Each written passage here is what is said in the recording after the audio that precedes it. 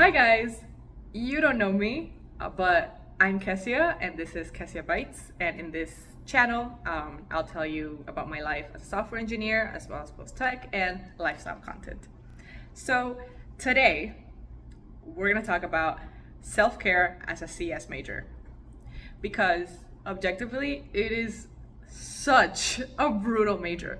The reason why you're seeing this content now, after I've graduated, is because I survived, I made it, I got a job, and now that I did all of that, I feel a lot more like myself, and I have a lot more time and a lot less stress, so now I'm able to make the content that I've been wanting to for years. So, the first tip, and it goes mostly without saying, shower. Just shower. I promise you, you're gonna debug in 5 minutes if you shower. So please, just shower consistently, effectively, and well. Please, please, please. If you're a CS major, shower. 2, glasses. As you go through the major, you will come to see that everyone is wearing glasses. I didn't have glasses when I started the major, yet here I am with a prescription. So you're gonna spend, what I mean, absurd amount of hours in front of a screen. You're gonna spend so many hours on your screen, coding, studying. Most of your textbooks are even gonna be online. So you're gonna be on a screen all the time. Your eyesight is likely gonna give out on you. If you're one of the lucky ones that has good eyesight and you're still good, I'm so happy for you. But if you're like the rest of us, you're probably gonna end up with a prescription. So I recommend that every 6 months you go to the eye doctor and get an eye exam to check that your prescription is still working. You're gonna spend absurd, and I mean absurd amounts of hours in front of the computer. So get glasses. If you can afford it, get UV light glasses. I'll put some links below of where I shop for my glasses, and they usually have pretty good deals year round. But please get your eyes checked. They are very important for your job, for everything you're gonna be doing, and they're gonna give out on you pretty quickly. Also, try to practice like good eye practice. I know we all love being in the dark debugging, but try not to do that. You can like customize your setup, but make sure whenever you're recoding for long periods of time that you have appropriate light. Sometimes you're gonna be coding in the night, so it's turn on a lot of lights, but make sure to practice good lighting for when you're working for long periods of time. Number 3 is to plan breaks. And as you get throughout the major, this is going to make sense to you. So for example, when I'm debugging something, I'm not gonna take a break because I'm gonna forget what I was doing, and it's gonna be frustrating having to retrace my steps when I come back from a break and I forget what I was doing. However, so for example, if you're doing if you're like in one of the logic classes and you're doing a math set, you can take a break at the end of the math set and then come on to your next task. But there's some tasks that don't really lend themselves to like a proper break. So when you're planning for your projects, schedule breaks. Like when you're going through your to-do list, schedule break here and take a break, move around, don't go on social media, walk around. I've taken like laps around my apartment at 2 a.m. in the middle of debugging. I've also taken laps around my room. I've done all kinds of weird things to take a break from coding, but be very serious about your breaks. Your eyes need to rest. You need to look at not a screen for a second.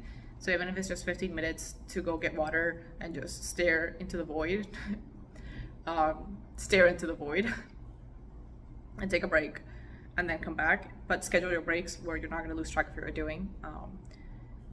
But as you go through the major and you get more into coding and building projects, that's going to make more sense. My 4th tip is try to keep a sleeping schedule. I did not succeed. Many of us do not succeed, but I always remain positive that somebody out there is going to succeed in keeping a sleeping schedule. Your sleeping schedule is definitely going to get worse around finals, because in some classes you'll actually have like a big final to study for, and in some classes you'll have a big project at the end.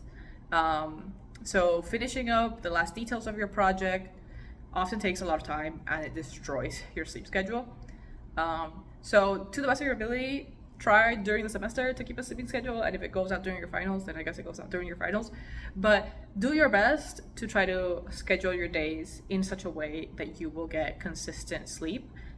Even if at times you have to sacrifice it, don't just completely give up on the concept of a sleeping schedule. It's good for you. It's good for your learning.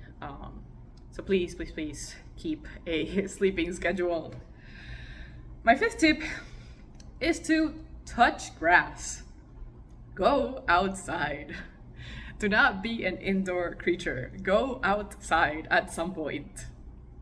Ever. And I'm definitely guilty of being inside and then going on a game for many hours and then not seeing the sun and not touching grass. But whenever you can, in between projects or perhaps in the middle of the day when it's like nice out, depending on the seasons where you live, going outside is good for you. It's good for your mental health. So make a practice of touching grass and talking to people who are not stressed about projects. Eventually your group chat is just going to end up being a bunch of stress balls stressing about a project. So make it a point to speak to people about not projects and not CS, to get outside of your bubble, at least for a little bit, so you can see that the real world still exists, because at times you doubt that it does exist. It's very real, the way that you have to get ingrained into the things that you're doing. So make sure to make it a habit to go outside, talk to other people about other things, and touch grass. Even if it's just for 15 minutes, go touch grass. It seriously will help everything.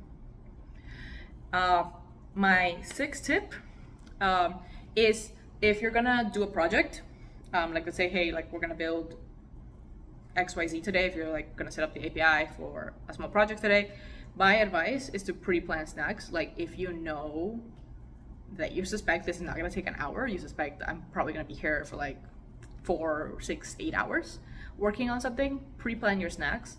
Obviously, within 8 hours you'll probably have a meal, but pre-plan a healthy-ish snack section. I am so guilty of just downing a bag of gummy bears to get me up at night. I started the bag at like 12 and I'm done at like 3 a.m. And that was not good for me. I gained a lot of weight during CS, and I don't wish the same for you.